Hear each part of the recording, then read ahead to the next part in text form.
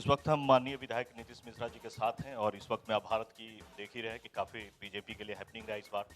टिकरी लगाया है और इस पे सर का मैं चाहूँगा कि सर बताएं। नहीं देखिए, कल का जो परिणाम था और मतलब बहुत अभूतपूर्व और आदरणीय मोदी जी के प्रति वोट तो निश्चित रूप से, क्योंकि लोकतंत्र है, वोट के माध्यम से ही लोग अपना समर्थन और अपना विश्वास दिखाते हैं।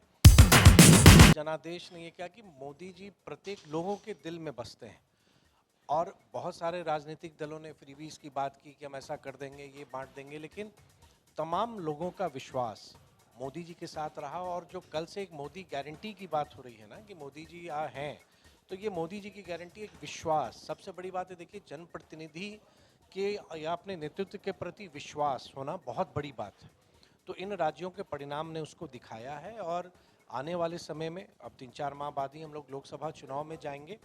मुझको लगता है कि देश ने मन बना लिया है। अगर देश का मन बना हुआ है और लोग पुनः मोदी जी के नेतृत्व में देश को सौंपना चाहते हैं और आने वाले समय में 5 वर्षों का जो उनका कार्यकाल होगा उसमें भारत और बढ़ेगा, ऐसी लोगों को उम्मीद है। आप अगर देखेंगे कि एक तरफ अगर कहीं एंटी इनकम्बेंसी की बात रही कुछ राज्यों में, तो मध्य प्रदेश एक ऐसा उदाहरण है जहां प्रो इनकम्बेंसी भी रही कि लगभग 20 वर्षों के शासन के बाद भी भारतीय जनता पार्टी की सरकार पुनः बनी।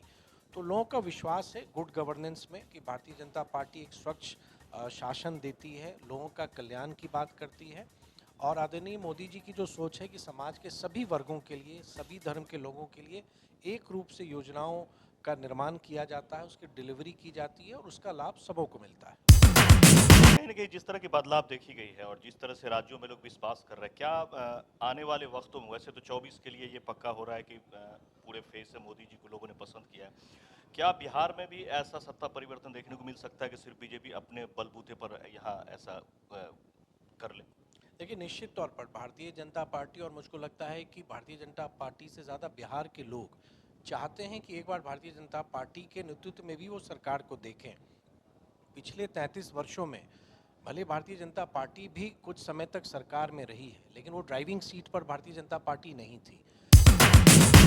लोगों की ये इच्छा ज़रूर है कि सबों को मौका मिला है, एक बार भारतीय जनता पार्टी की भी सरकार को देखें। और मुझको लगता है बिहार के लोग, चाहे वो किसान हों, चाहे यहाँ के वो गरीब हों, या यहाँ हमारे यूथ हों या महिलाएं, सबके मन में बैठा है। 24 तो निश्चित रूप से आदरणीय मोदी जी पूरे देश का चुनाव है, तो बिहार में तो हम लोग को उम्मीद है कि 40 सीटों में हम लोग सभी सीट जीतेंगे। 2025 भी बिहार में भारतीय जनता पार्टी के नेतृत्व में सरकार बनेगी।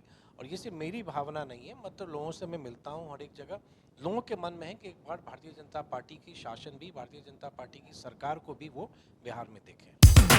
इससे ये लग रहा है कि कहीं न कहीं भारत में ये पार्टी जो है फिर से आएगी और बिहार वगैरह में भी पहले से ज़्यादा मजबूती से आएगी।